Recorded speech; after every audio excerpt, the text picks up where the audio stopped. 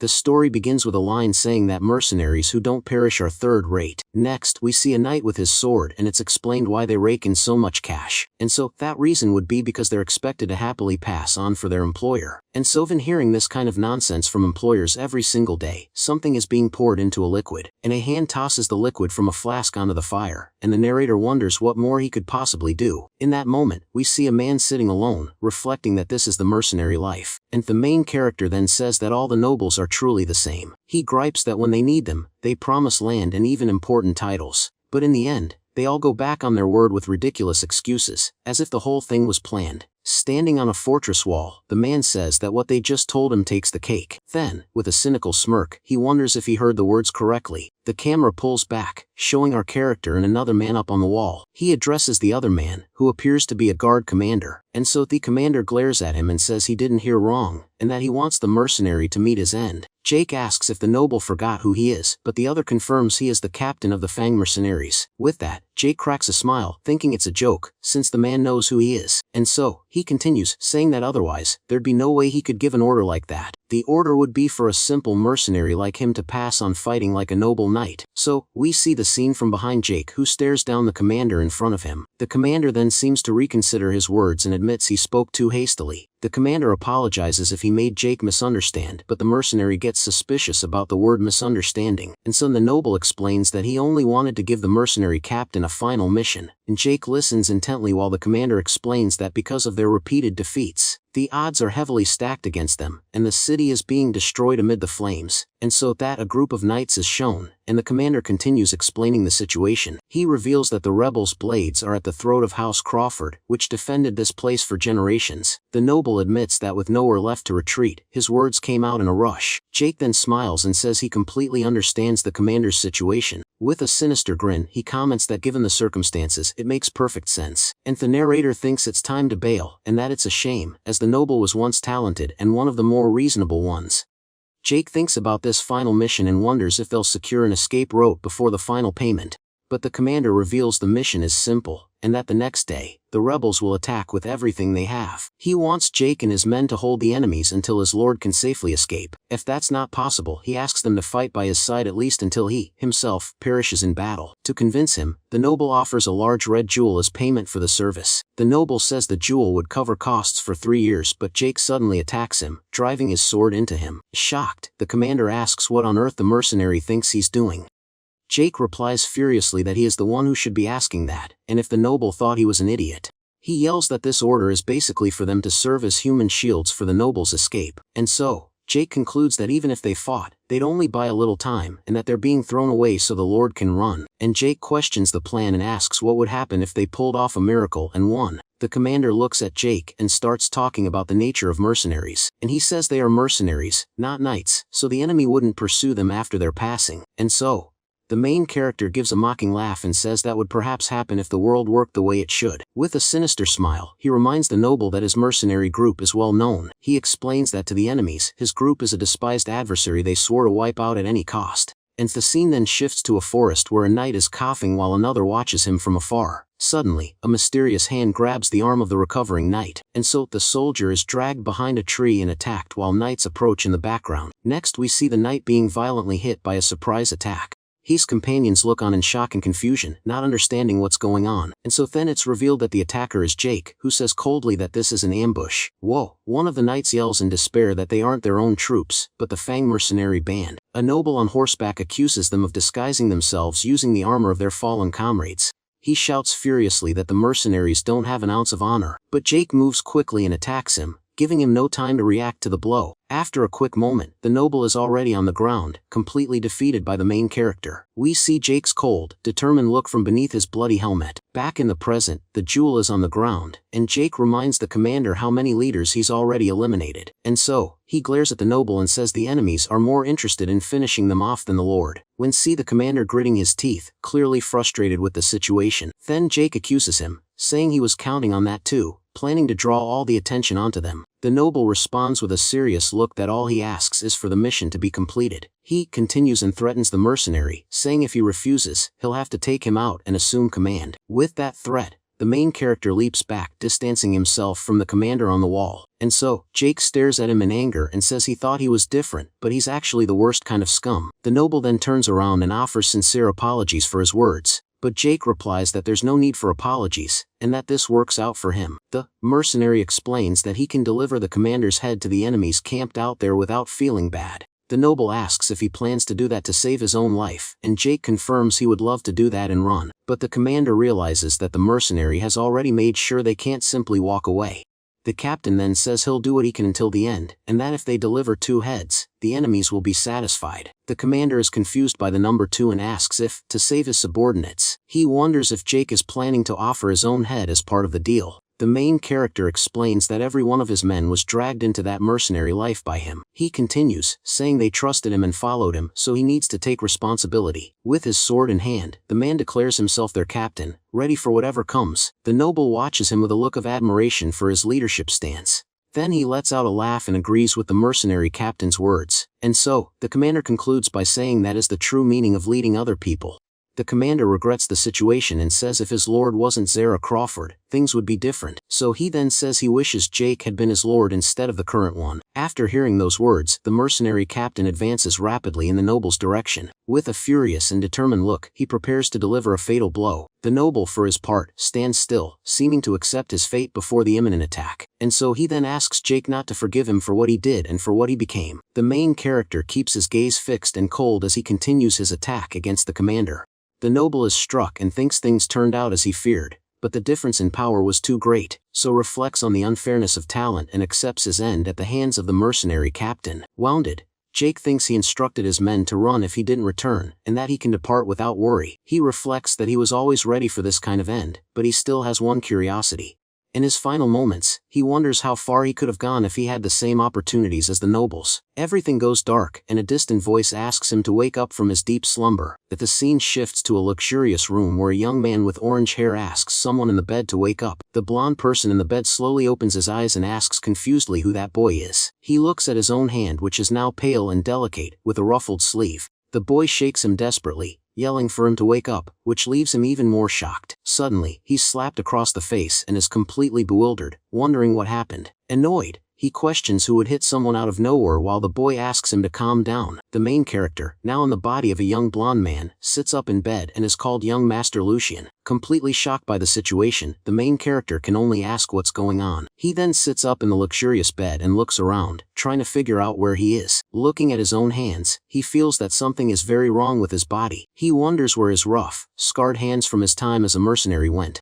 Now his hands are clean and delicate, like a young noble's, and he doesn't recognize them. Meanwhile, the boy who woke him up starts crying at the bedside, making everything more confusing. He thinks the kid just slapped him, and now he's crying like the world is coming to an end. The attendant sobs in relief, saying it's a blessing that the young master is alive, and that he thought he had passed away. He continues explaining that if the master had departed, he would be punished, and it would be a huge disaster for the house.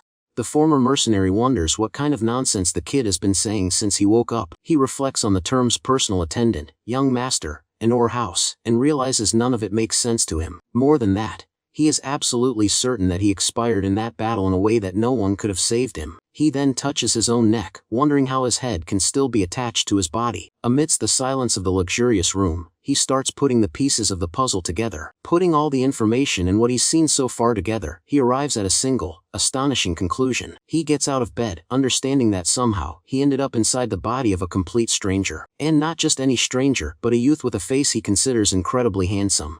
The main character then walks toward a large mirror to get a better look at his new appearance. Looking at his reflection in the mirror, he notices the noble aura and concludes that he is now part of the aristocracy. Observing the richness of the room, he realizes this noble's family seems to have a lot of money. The main character decides he first needs more information and remembers that the attendant's name is Hans. So he calls Hans over to ask some questions, and the startled attendant quickly agrees. Lucian goes to the mirror and asks what year they are in, but Hans thinks he is still groggy from the medicine, and the attendant replies that it is the imperial year 846, leaving the main character shocked. He realizes this is 15 years before his passing, and wonders if he truly went back to the past. Trying to calm himself, he thinks he can't freak out over every little thing that happens. He decides to focus on what needs to be done first and turns to his personal attendant Hans. With an intimidating look, he asks Hans if he woke up today with a wish to perish, terrifying the boy.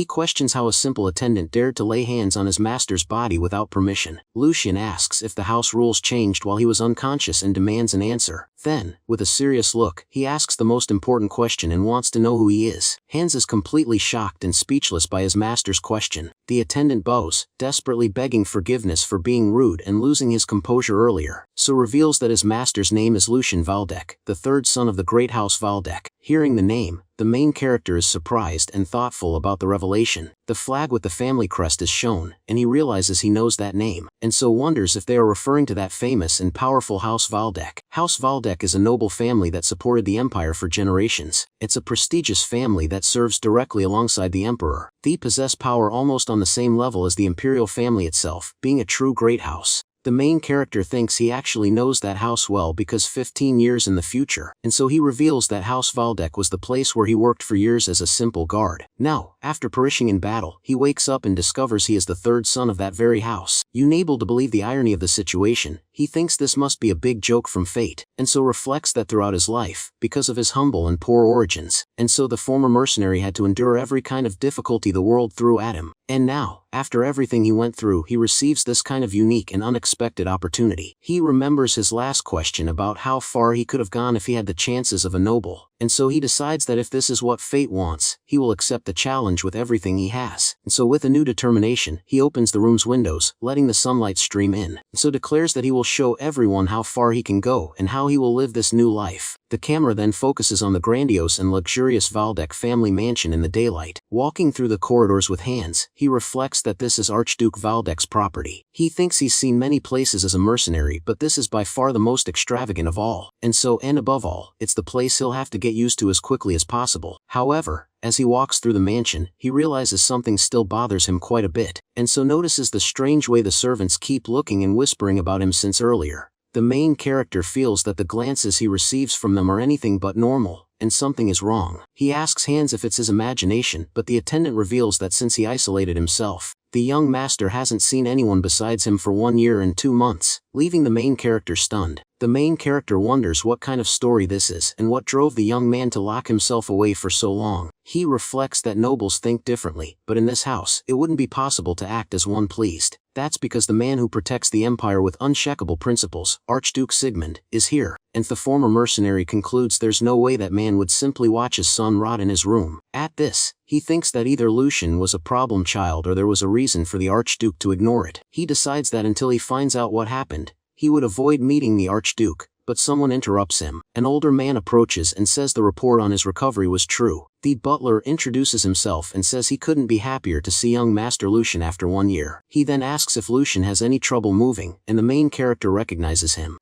He remembers that this was Chief Butler Edwin, who entered the mansion as a hostage when he was young. His ability earned him the position of house manager, and he is the Archduke's right-hand man. Lucian thinks this isn't good as he's run into the person he most wanted to avoid, so the only thing he can count on is that it's been 1 year since Edwin last saw Lucian. In that case, he decides he'll just have to put on a show and pretend to be the real young master. To do this, he decides he will copy the most noble person he knows. With a smile, he thanks Butler Edwin for his concern, trying to seem natural. He continues the act, saying that thanks to everyone's care, he has recovered quite well.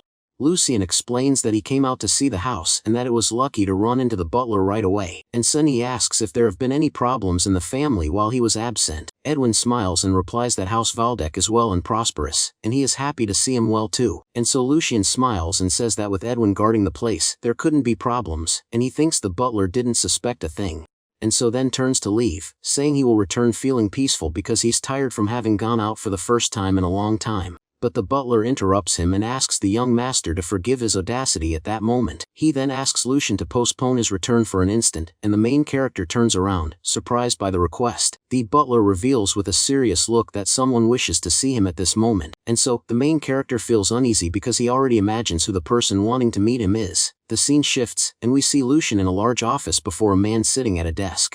And is revealed that the person who wanted to see him was Archduke Sigmund himself, his father. The young master stands silently before his father's imposing desk. The Archduke then addresses Lucian Valdek and says he will ask him a direct question. With a cold, penetrating gaze, the man asks his son how he is still alive. The question echoes in the main character's mind, who doesn't understand the reason for that shocking question. The atmosphere in the office becomes extremely tense after the Archduke's unexpected question. The main character is confused and replies that he is not sure what his father means by that. And so leader of House Waldeck then says he was willing to ignore certain attitudes of his son. He reveals that he ignored the fact that Lucian used his mother's passing as an excuse to be spoiled. But he says that in the end, the young man crossed the line, and locking himself away for 1 year was not enough. The Archduke accuses him of treating his own life lightly and even trying to throw it away. The former mercenary is in shock and tries to ask what he's talking about, not understanding the accusation.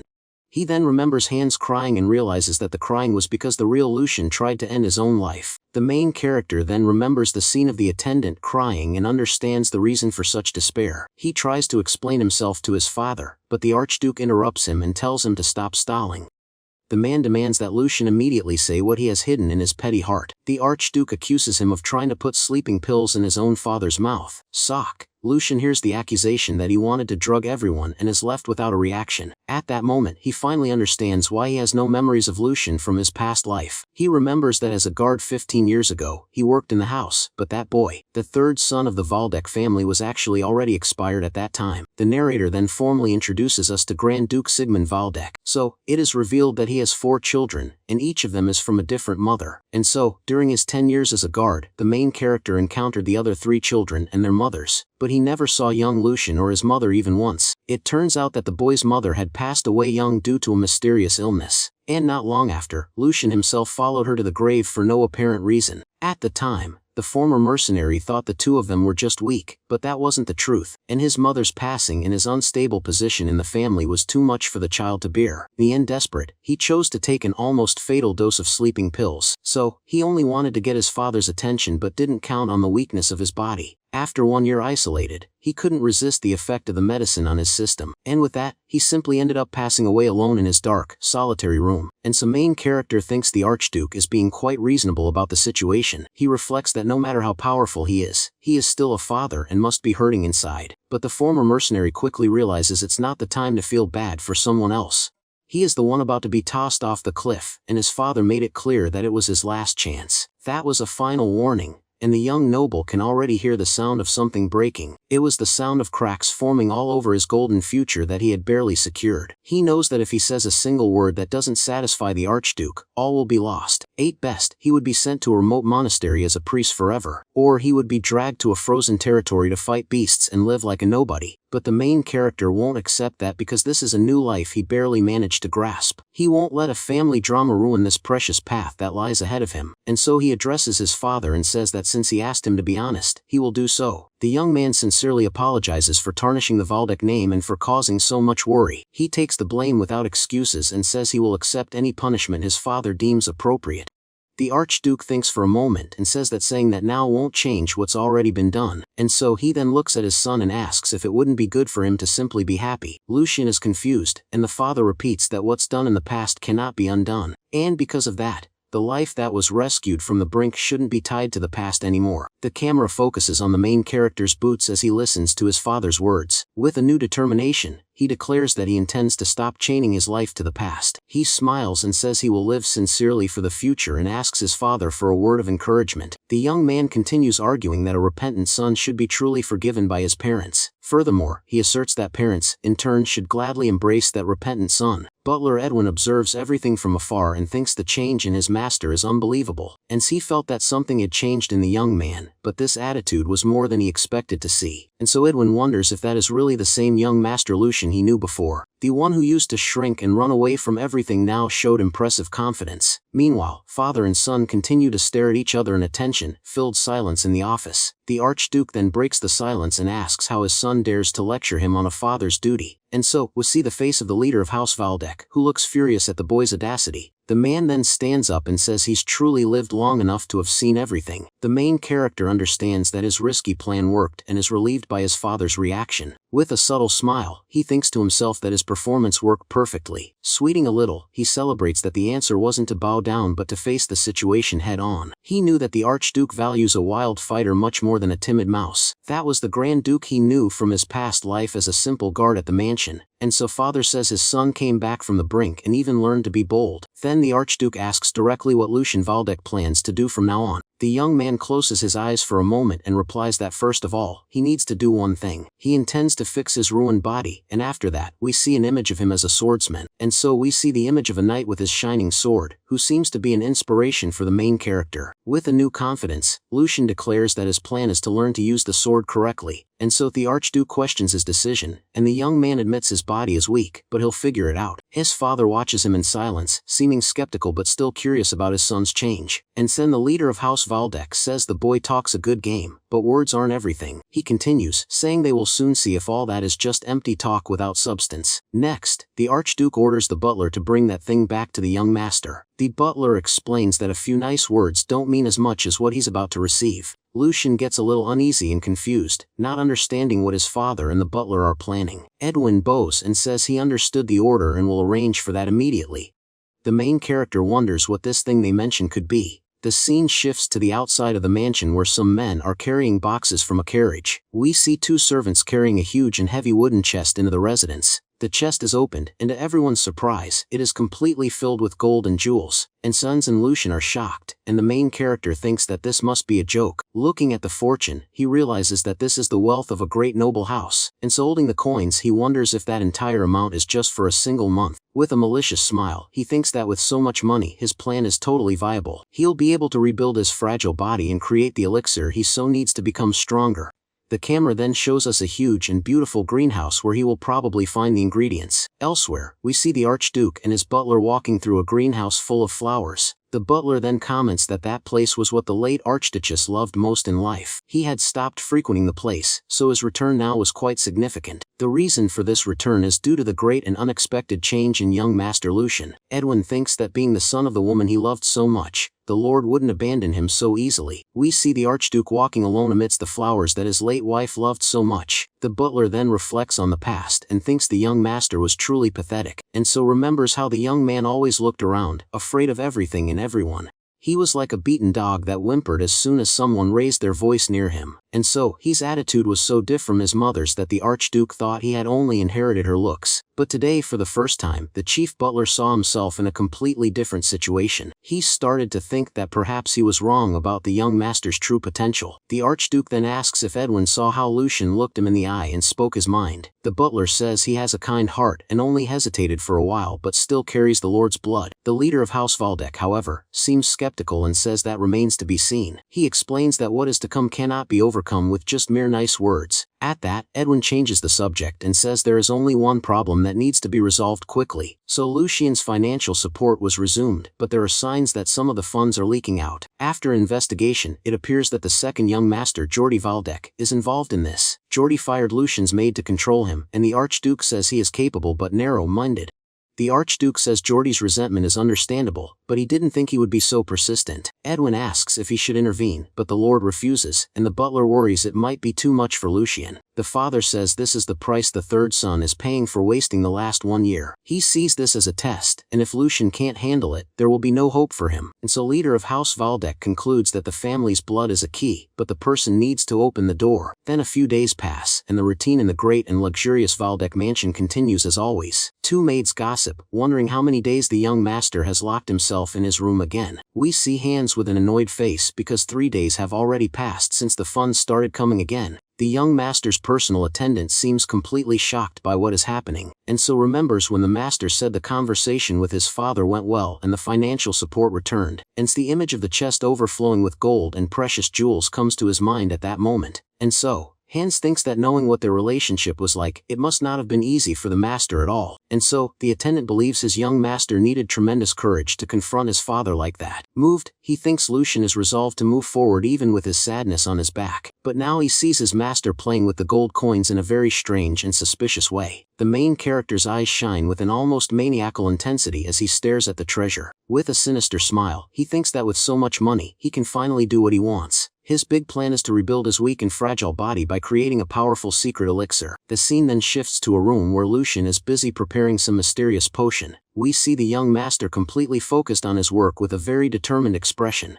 The main character thinks Hans must be full of questions, but he's loyal and guards the door as ordered. And there he is, the Archduke's son, messing around with alchemy tools he'd never seen in his life. He spent his allowance on a rare herb that only grows under moonlight and is incredibly pricey. The name of this plant is moonlight grass, and the young noble splurged everything he had on it. He then remembers an order he gave Hans to buy more of this herb before it's too late. He knows he looks like a lunatic right now, but in just 1 year, its price is going to skyrocket. The main character's eyes gleam with the certainty that the plant's value will climb dramatically. He knows that in 1 year, the price will go up 20 times, and he lies down in a pile of the herb. With a maniacal smile, he celebrates that the price will soar endlessly, and he's gonna make a bundle. The former mercenary thinks that the alchemists of the past truly had a lot of guts, and so at the time, they weren't sure if it would work out, but they didn't give up on the idea anyway. They then swept up every single piece of the moonlight grass from the entire empire for their big project. That was a once-in-a-lifetime gamble with the future of the entire guild on the line. And thanks to that daring move, they managed to create an elixir that shook the whole empire. This potion became known as the drink of the gods and changed the world forever. People called it blasphemy, and they were threatened with accusations of sacrilege. But as soon as its effects became known, everyone changed their minds and sang its praises. The main character holds the elixir with a satisfied grin at the result of his work. The elixir shattered a truth that had never been denied for over 1,000 years in history. And so, the truth that innate talents are fate, and that no one can go beyond the limits they were born with. The main character explains that the only thing that broke the common sense of the world for 1,000 years, and so is the legendary and powerful potion known to everyone as the drink of the gods, and just by drinking this potion, even someone without talent could become a skilled swordsman. He then admits that what he made is merely an imitation that falls far short of the original, but to recover his weak body, there's nothing better than this at the moment. With a determined look, he tells himself that the young noble should consider himself lucky, and so it's revealed that the original recipe was lost when the Alchemists Guild was burned down in the past, and, because of that, the recipe for the nectar vanished from the world without leaving any trace behind. But the main character managed to put clues together and recreate something pretty close to the legendary potion. Enough talking, he prepares to take the potion and finally change his destiny. He then drinks the liquid, and what truly matters begins from that moment. The potion transforms the power of nature into something humans can use, called mana. The quality of the power that can be drawn depends on how the mana circulates through the body. With the help of the nectar, he forcibly widened the block pathways inside his body.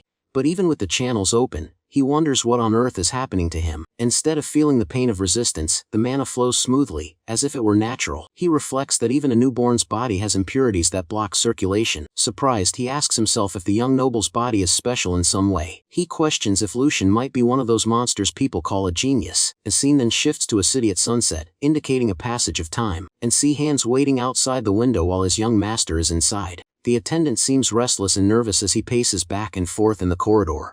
He peeks through the crack in the door with a worried expression on his face. Lucian finally leaves the room and asks Hans if anything happened while he was away. The attendant runs up to him, crying, and asks if he knows how long he's been in there. And so Hans complains that he called but wasn't answered and that he forbade him from entering no matter what. And so he then says he was terrified, thinking something awful might have happened to the young master. And so Lucian comforts him and says he was really worried about him the whole time. The main character then gives a gentle smile to his personal attendant, who watches him closely. The young noble's eyes shine in a different way that Hans had never seen before. The attendant is confused and wonders if that truly is young Master Lucian. With several clones of himself, he tries to analyze the master and feels that he is not the same person. The main character then calls Hans's name and thinks his reaction is somewhat expected. He reflects that since the attendant has observed him closely for so long, it's normal for him to notice the difference. Outwardly, there are no major changes yet, as he needs nutrition and time for that. Lucian's body still needs care to fully recover from its weakness. But what truly matters is the inside, and a shining heart is shown in his chest. And that interior is changing at an unbelievable speed, thanks to the elixir's power.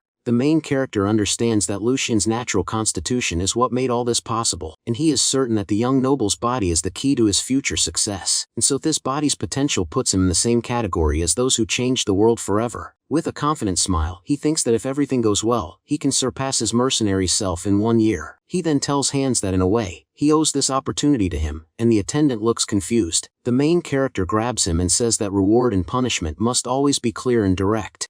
He asks Hans to listen carefully because he's only going to say this once in his life. With a maniacal look, he tells the frightened attendant to invest everything he owns, down to the undies he's wearing. He then promises the scared attendant the most comfortable life he could ever imagine. Striking a dramatic pose, he declares that the two of them will soar to the heavens together. With a smile, he says he's jealous of Hans because there were no nobles like him in his time. The scene shifts, and 1 week later, we see a peaceful forest full of greenery. Lucien and Hans are walking calmly along a trail amidst the trees in the forest. The two walk side by side, and the main character seems to be enjoying the moment greatly. With a satisfied smile, he thinks this is paradise and wonders if life can be so cozy. He remembers the plentiful meals, his luxurious room, and the bed prepared for him by others. The young noble reflects that in his past life, going hungry was his daily, normal routine. Thanks to all this comfort, he was able to concentrate entirely on his recovery.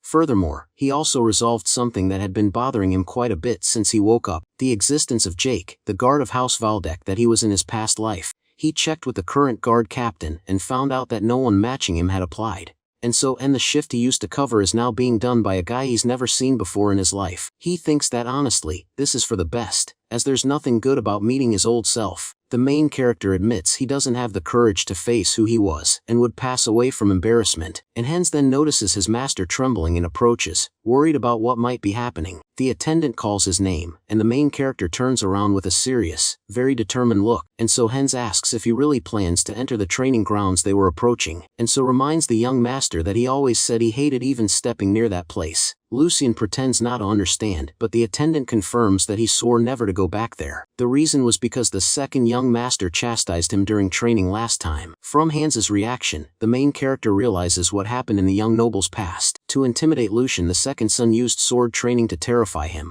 He can guess his brother's motives but tells Hans that he doesn't need to worry about it. So the young noble then says that all of that belongs to the past and that things have changed. He takes a step forward, determined to move ahead with his new life plan. With a confident smile, he tells Hans that all he needs to do is trust and follow him. They enter the training grounds, and we see two men talking in a corner of the place. One of them asks if it's true that the third young master came there of his own accord, and the other confirms and says he is looking at the place with his personal attendant at that moment. And elsewhere, a man with a goatee wonders what on earth is going through the kid's mind. He thinks this might be better than expected and smiles in a malicious and suspicious way. He then orders one of his subordinates to report this to him immediately.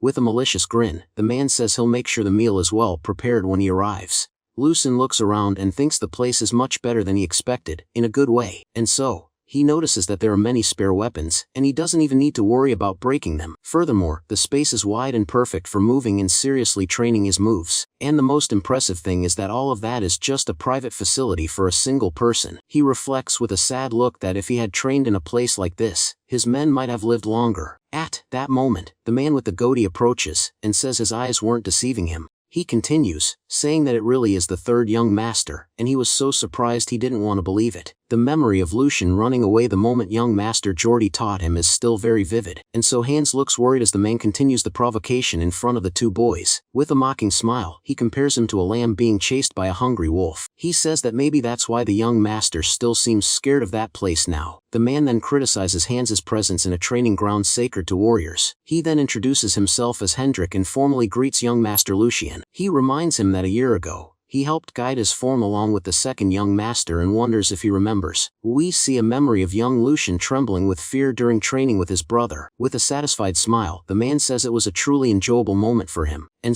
the main character thinks that now things are starting to get much more interesting. And with a sinister smile, he realizes that this fellow is the type of person he expected to encounter. And the narrator explains that knights are born into noble families and trained since childhood. And only after gaining merit in battles and missions do they receive their noble title. Upon receiving the title from their lord, they finally complete their status as a knight. And but the main character thinks that in the end, they are nothing more than expensive hunting dogs with fancy collars. And that's why he understands that man's arrogant and disrespectful behavior.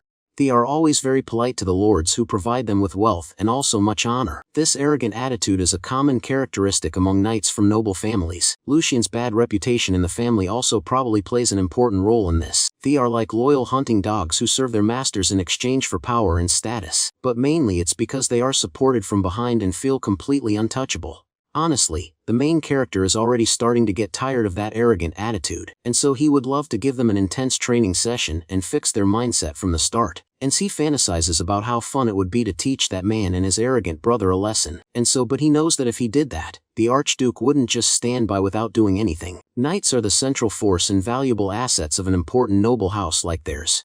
He thinks that it's not the right time to act yet, and that he needs to be more patient for now. He then says that avoiding the training grounds forever would be pathetic, and that he's going to learn to fight. The young man says that since 1 year has already passed, there's no more time to waste on past nonsense. The man laughs and says the young master truly enjoys his jokes and doesn't take him seriously. Lucian asks if at 16 it's too late, and Hendrik explains that after 15 it's over. Sword forms are secret techniques left by ancestors that refine the body and mind. But he explains that this only means something if the mana path has been open from the start. Sword forms without enlightenment are just an empty shell and completely useless. With a mocking smile, he says that perhaps that fits the third young master well. The other knights laugh as Hendrik provokes him to become the greatest dancer in the empire. Another man joins the mockery and suggests he could spend his days taking care of gardens. The lesson was clear after all, everyone has a role that suits them best in life. Hendrik then laughs and comments on how the young master is speechless and unable to say anything. He thinks that the claim about the mana path closing at 16 is a lie. The real goal is to crush a fool with his own ignorance, leaving him without arguments. The image of a pathetic worm, terrified and frozen in place, comes to the knight's mind.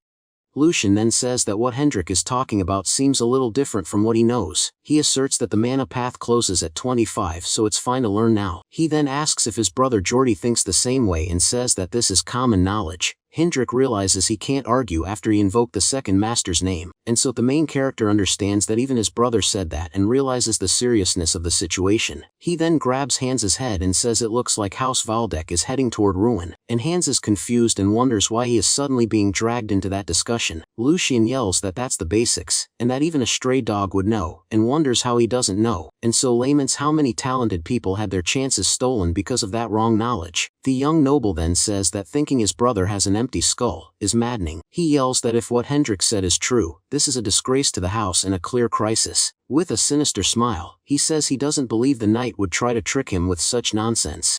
The scene then returns to normal, and the three men are standing in the middle of the training grounds. Hendrik stammers and says he would never do that, and Lucian accuses him of lying with nonsense. Main character then pretends to give up and says the situation is so unbelievable that he's talking rubbish. With a fake smile, he says that a knight of House Valdek wouldn't stoop to something so petty. Hendrik quickly agrees, but Lucian interrupts him and says that in that case, one cannot laugh. The knight is speechless at the change in attitude of the family's young master. The main character then says he will explain the situation so that everyone can understand better. At that moment, the second young master, Jordi Valdek, appears at the training grounds. Hendrik runs up to him and says he will explain everything that was happening at that moment. Desperate, he tries to explain, but Jordi interrupts him before he can finish. The second young master tells him to stop because there's no need to explain the situation. With a mocking smile, he says he doesn't need an explanation because he saw everything with his own eyes. He approaches and says he saw his disgrace at being fooled by a child who barely lived. Jordi glares at him with contempt and says that that is more than disappointing for a knight. He then tells the man to fix his expression and stop making that defeated face. A second master threatens him and tells him not to put him in an even more embarrassing position. Jordi then turns and walks slowly toward his younger brother and the attendant. Hans grabs Lucian's arm and says his brother seems to be really angry. The main character thinks his brother's expression of anger is really something to admire. Then the second young master of House Valdek, Jordi Valdek, a noble among nobles, is introduced. His faction was weak, so he brought many outsiders, but most did not come to a good end. If he judged someone useless, he would invent a crime and get rid of the person without thinking twice. Lucian greets him with a smile and asks if he's been well since the last time they saw each other. Jordi stares at him with a cold look and says that he really is very slow to understand things. The second master approaches, and Hans clings to his master, afraid of what's to come. He reveals that he saw everything that happened between him and Hendrik, every word that was said. With a sinister smile, he says that Lucian behaved in a way that disgraces the house's dignity. The main character asks him to explain more clearly how he disgraced the Valdek family, and Jordi says that Hendrik seems to have been away from theory for too long and made a mistake. But he accuses his brother of using his name to cause confusion and that he can't get away with it. However, he doesn't intend to reprimand the knight because he knows the weight of his loyalty to the house. With a look of contempt, he says that Hendrik is loyal, unlike his useless brother. He accuses him of not enduring basic training and running away and still having the right to blame him. Geordi says he should first learn to respect the knights who protect their house. He continues explaining that it is thanks to them that House Valdek can exist and prosper. The second master then addresses the other knights and apologizes for the commotion today. He asks them to show clemency because it was the mistake of an immature and inexperienced child. With a chilling smile, he says he will personally keep an eye on his foolish brother. With a confident smile, Lucian thinks his brother's brain works better than he thought. He understands that Geordi insulted him but twisted the situation against the knights to protect himself. The second master admits that he can let this one slide, and that it was a smart move by his brother. The main character then turns to his brother with a serious expression on his face. He says that as expected of his older brother, and Geordi looks a little confused by the compliment. Lucian continues, saying that it would be fair for him to reprimand him for daring to insult him, but instead, Geordi gave him precious guidance, and he thanks him for it. He feigns remorse and says that he once called him a foolish empty head, and Hans panics. And second master gets annoyed while the main character says he is ashamed for saying such things. Lucian then yells that his younger brother learns from his kindness once more today. He tells Hans to record his brother's teachings on the finest silk, and the knights are confused. In return, he will erase the weak image of Lucian and create a new impression on everyone. With a maniacal smile, he shows everyone that the old third young master no longer exists. He then asks permission to withdraw and turns to leave the training grounds. And so, the main character says that there is nothing good for either of them if they continue to stay there, and Geordi calls him a brat and asks if he thinks he can just leave like that. Lucian stares at him and asks if he forgot what just happened between them, and so, he reminds his brother that their father is watching them closely and that he has nothing to lose. With that, he takes his brother's silence as consent to leave the place. He then grabs Hans and runs out of the training grounds, leaving the irritated Geordi behind. In a cute version of the scene, Lucian grabs Hans and tells them to run out of there as fast as possible. Back at the training grounds, Hendrik approaches Geordi and tries to talk to him about his brother, and so, the knight asks if he is really going to let his younger brother walk away like that. Geordi stares at him with a cold and scary look, showing that he is not happy with the situation at all. The scene then shifts to a forest near a white and very imposing building in the distance. Lucian and Hans are walking back to the mansion after the confrontation at the training grounds. The attendant looks back with a worried expression on his face about what happened. He then asks his master if he is sure everything is alright after that mess. Lucian says Hans knows better than anyone what the second young master, Geordi, is like. The attendant yells desperately that there's no way his brother will just let that go. He transforms into a cute raccoon and says that even if they are lucky this time. And so, Lucian thinks this feeling is something that only those who have been through it can understand. He remembers when a useless superior makes a mess and then washes their hands of it. With a confident smile, he tells Hans to stand up because that won't happen this time. And so, he asserts that a mere knight won't be able to pull off something like that, and that he won't allow it. And so, the main character crouches down and tells Hans that he went through a lot of trouble because of him. He continues explaining that when the master acts like an idiot, it's always the ones below who suffer. With a gentle look, he says that for Hans, as his personal attendant, it must have been even worse. And so the main character then stands up and with a determined look, says he will promise him one thing. From now on, because of his foolish actions, no one else will suffer because of him. He promises that he won't let his people be looked down upon or live in fear, and tells them to get along well together, shaking his hand. Everything begins inside this enormous and luxurious mansion. Inside, our boy Lucian and his companion Hans walk hastily through a grand hall. Our protagonist thinks about how quiet things have been since the training hall incident, and so because he knows the guy named Geordi isn't the type to just take a beating and do nothing. And then it clicks for Lucian and he understands the petty trick being played on him, and he gets super angry since he's been waiting for this day for a long time. Hans is also furious and shouts that they absolutely cannot let this slide. So Lucian asks Hans if he's ready for what comes next and he quickly agrees. And the source of our hero's rage is that someone dared to touch his allowance. And Hans is just as mad cause his salary was also messed with. But Lucian suddenly pulls out a letter with a very mischievous smile on his face. He looks at his secret weapon, feeling incredibly proud of himself. Our protagonist is so happy that his expression becomes a little creepy. However, after actually reading the letter, his triumphant smile vanishes. He's so shocked that the paper just falls right out of his hand. The letter was a budget summary cutting his allowance by 75%. And seems that this mysterious couple is responsible for their money problems. But Lucian and Hans don't give up and walk decisively towards a door. Our protagonist grabs the handle, preparing to confront whoever is inside. With a serious look in his eye, he's ready to face them head on. After opening the door, our boy finds a room full of maids waiting for them. The one in charge seems to be an older woman with a very serious expression, but the real target is the redhead with braids who looks incredibly smug. She approaches our protagonist in hands ready to introduce herself. Her name is Jenny and she's the new head maid who replaced Miss Dana. And Jenny says she wanted to greet him before but he never left his room. Then she provokes him by asking if his long period of wandering is finally over. Hans immediately gets angry and yells at her for disrespecting the young master. But Lucian tells him to calm down, surprisingly saying that she's not wrong. Our hero decides to skip the small talk and get straight to the point, because they have more important matters to discuss. As he holds up the letter, he prepares to ask her a direct question while she maintains her smug smile. Lucian then shows the budget plan in her face, asking if she wrote it. Jenny looks a little surprised for a second but quickly puts her smirk back on, and she confidently admits that yes, she was the one who wrote the budget plan, and she justifies it by saying she was simply carrying out her assigned duties. With a dark expression, she adds that she's confused about being interrogated for doing her job. Jenny then turns the tables, saying this was originally Lucian's work to begin with. Our protagonist knew she would use that excuse since it's true he was negligent, and so he admits that she has a point and that it couldn't be helped. However, our hero says that putting his own faults aside, something still doesn't add up. He confirms that the funds his father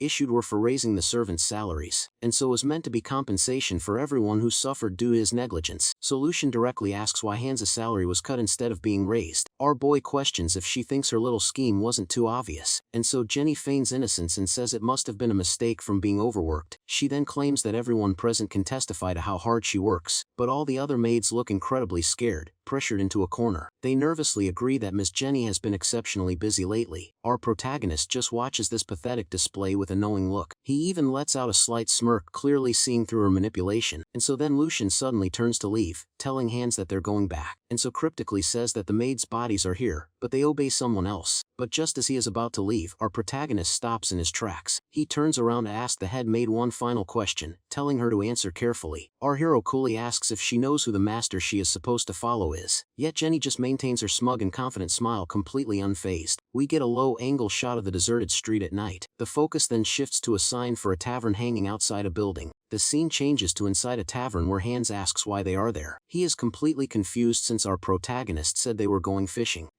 but instead they're in an underground fighting den with people screaming and betting. In the ring, two guys are beating each other up while the crowd goes wild. Lucian just smiles smugly and asks his companion if he can feel the excitement, because he says this is the perfect place to catch a really big fish. Our hero then confidently approaches the bar to get some information, but the bartender doesn't like kids snooping around and tells them to leave.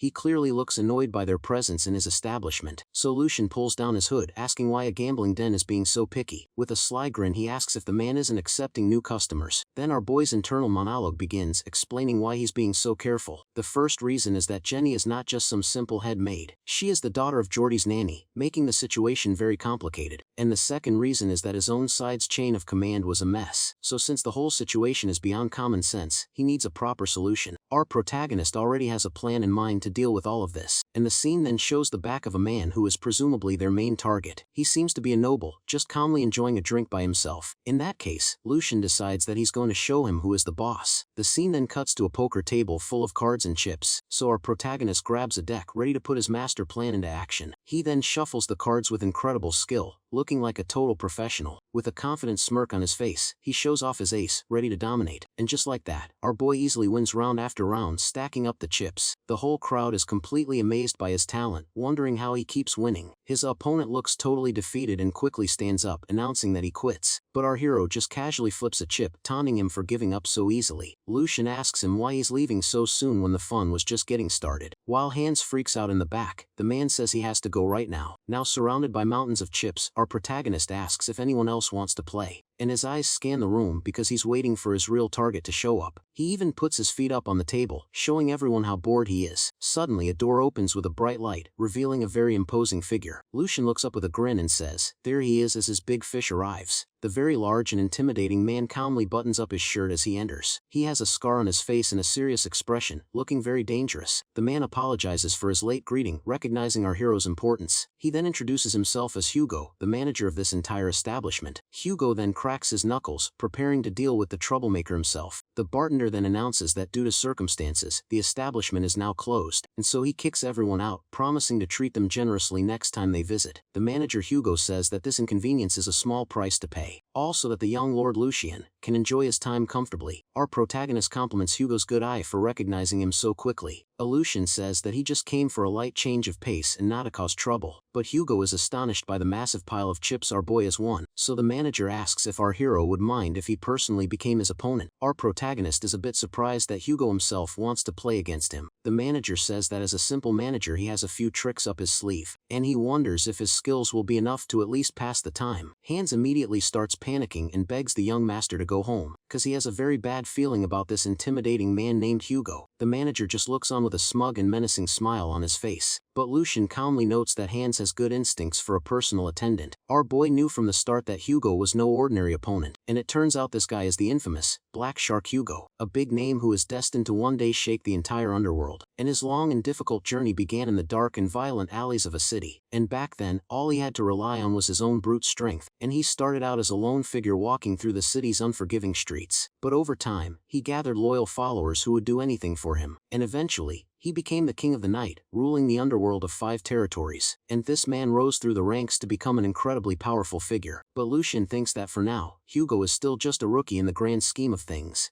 Our boy knows that this is the perfect opportunity he has been waiting for, and today, our protagonist declares that he has come to catch this legendary black shark. The game is set up with a fresh deck of cards laid out on the table. Hugo proposes a simple card game but with no upper limit on the betting, and he does this because he can't let the young lord who came all this way get bored. Our hero gets super excited and says he's finally found someone who gets him. However, Hugo just thinks Lucien is a typical brat acting tough because of his family, and so the manager is sure that the boy doesn't realize this will be his own downfall, and so he thinks to himself that this couldn't be better timing for his own plans. And so as his original gambler getting fleeced wasn't part of the plan at all. The bartender just nervously brings them a new deck of cards for the high-stakes game, and Hugo is confident that a childish punk like Lucien will fall deeper the more he loses, and the manager looks on with a predatory grin, believing he has already won. Lucien suddenly acts scatterbrained and asks if there is a problem. He then says that before they start, he has just one question for Hugo. Lucien begins by saying that even though this is their first time meeting, he's already taken quite a liking to Hugo, and so, because he believes you can tell a lot about a leader just by looking at his men. Our hero even compliments him on managing such a large-scale legal operation so well. Hugo replies that he knows his place and makes sure not to stir up trouble with his superiors. But Lucien tells him to relax since his family, House Waldeck, isn't that stuffy. He then asks Hugo to honestly tell him when he plans to begin large-scale production. The manager is visibly confused and asks our boy what he is talking about. So Lucien reveals that he knows about the secret project in Bestra, shocking Hugo completely. The whole room becomes incredibly tense as our protagonist holds all the cards. He then drops the bomb, revealing he's talking about illegal hallucinogens. Even Hugo's well-trained men look nervous after hearing that word, and of course, Hans is in the back having a full-blown panic attack. The manager tries to keep his cool, but the pressure is clearly getting to him. He even tries to play dumb asking what hallucinogens are, as sweat drips down his face. But Lucien just taunts him for asking back when he heard him perfectly clearly. Our hero then reveals that he knows Hugo was commissioned by the Marquis Logrin family. Their grand plan was to shake up the Waldeck territory with illegal drug distribution, and so, Lucien adds that there is a line that shouldn't be crossed in their world.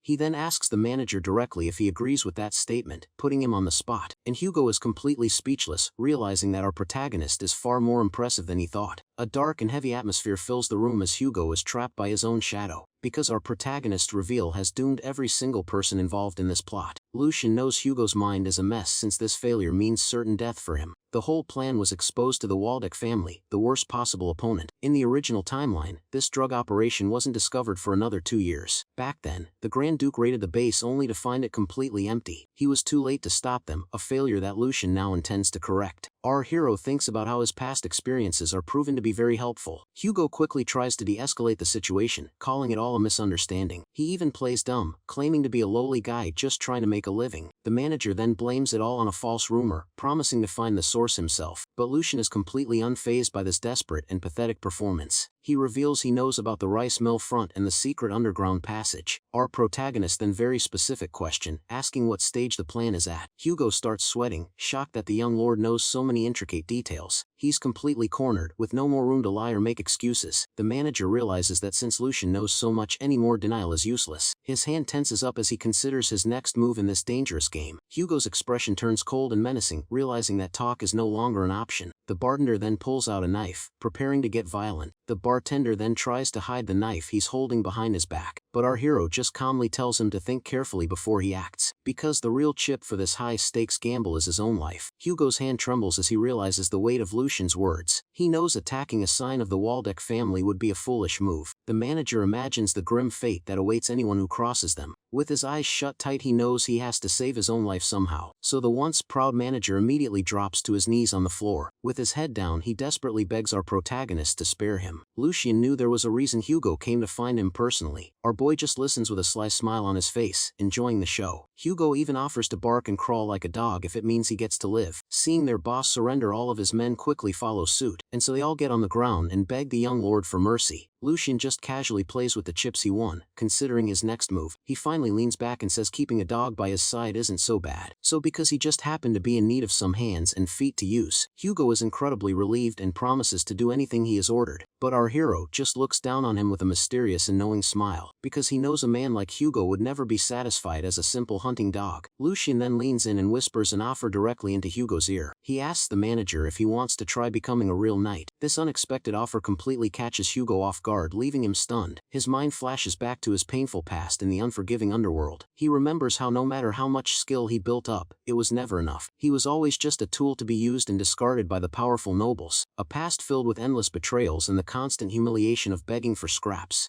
The blood of his enemies and comrades staining his hands and his soul. Hugo grits his teeth, wondering if he really wants to become a knight. So he puts his head to the ground, showing his complete submission. In a trembling voice, he asks if it's really possible for someone like him. So Lucian then promises on the honor of the entire Waldeck family to make it happen, as long as Hugo possesses the integrity and honor to not be ashamed of himself. Our boy declares that mere status won't ever become a stumbling block. With a kind and genuine smile, he reaches out his hand to the fallen manager, and he asks Hugo if he will live as a person from now on, not as a tool. The scene then changes to a grand and luxurious-looking palace. A maid announces that she is about to introduce everyone to a new hire. The other servants all look on with curiosity and a little bit of apprehension. She then reveals that the new talent was hired from the outside. Our boy kicks his feet up on the table and tells his new subordinate to introduce himself. And so Hugo announces that he will be assisting the young lord starting today. With a menacing look, he says he looks forward to working with all his new seniors. The scene then shows Hugo and Hands together, now officially part of the team. Lucian then addresses the entire household staff from his chair like a king. After clapping his hands, he says that the introductions are now over. With a sly grin, he immediately orders one of the butlers to bring him the head maid. The butler is completely baffled and asks why he wants to see her so suddenly.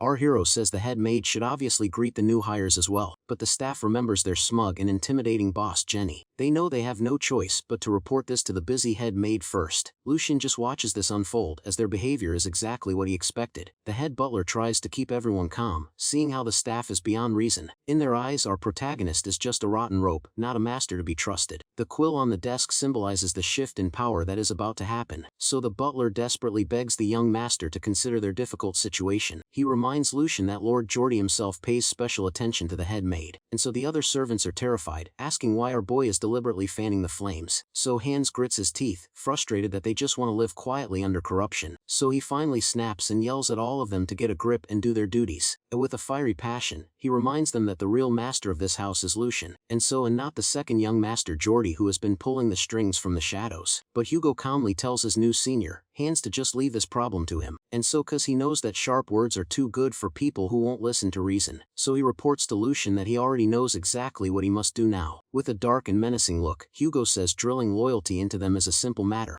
He then formally requests permission to get a little rough with the rebellious staff. Our boy is impressed by how quick-witted his new subordinate is in this situation, so Lucian immediately grants him permission, saying it's exactly what he wanted. He then tells Hugo to not worry and give the staff a hell of a show to remember. The head butler is completely terrified, sensing the impending doom he's about to face. So Hugo confidently walks up to him, ready to make an example out of the traitor. The butler is intimidated by his large stature, which seems even bigger up close. He's also terrified of Hugo's menacing aura, a feeling he's never felt before. But the butler tries to swallow his fear, thinking Hugo is just a back alley thug. So he smugly tells the new guy to be wise and pick the right side to be on. He even reminds Hugo how cruel Lord Geordie can be to his enemies. The butler then clenches his fist, thinking he has the upper hand in this confrontation. But Hugo just looks down on him with pity, calling his words pathetic. This unexpected response completely catches the head butler off guard. But before he can even finish his sentence, Hugo lands a massive punch right on his face. The powerful blow sends the head butler flying across the entire room. All the other servants just watch in complete and utter shock and disbelief. Even Hans is surprised by the sudden violence, while Lucien just enjoys the show. Hugo then stands menacingly over the butler, who is now lying on the floor. The man's face is all swollen and bruised from the incredibly strong punch. He's bleeding from his mouth and nose, completely defeated and humiliated. The other butlers and maids are outraged and start yelling at Hugo for using violence. But he calmly replies that he has more than enough right to do what he's doing. With a sadistic grin, Hugo says that he specializes in educating crazy bastards. The camera then focuses on a cup of tea, symbolizing the calm before the storm. We then see the head butler, all beaten up but still trying to stand his ground. The grand doors to the room then swing open, revealing the person they were waiting for. It's the head maid Jenny, who is being dragged into the room by two butlers, and she struggles and screams, demanding to know if they think they can get away with this. But the butler just tells her to shut up and follow them without making a fuss, and Jenny is furious that a lowly servant dares to raise his voice at her. She threatens to make him pay for what he's done to her today. But as she's dragged into the room, she sees a truly shocking sight. All the other servants are now bowing down in complete submission to Lucien. The dark and gloomy atmosphere shows how the servants are now living in fear. Our hero stands alone by the window, calmly waiting for the next phase of his plan. He has a slight smile on his face, enjoying the chaos he has created. As the head maid is brought before him, Lucien greets her with a cheerful, "You're here." He then adds that he only asked them to bring her, not to be so rough. But he says that it seems everyone just got a little too enthusiastic in their duties. And Jenny is furious and demands to know the meaning of this blatant disrespect. She even threatens him, saying Lord Geordie will never let this blatant disrespect stand. Our boy just calmly tells her that he's willing to let today's events slide. He then grabs a whip from the table, a dark and menacing aura surrounding him. And so, because he says that the real punishment is just getting started for her, Lucien tells the head maid to say whatever she wants to say right now, because today, she will meet her end right here in this very room.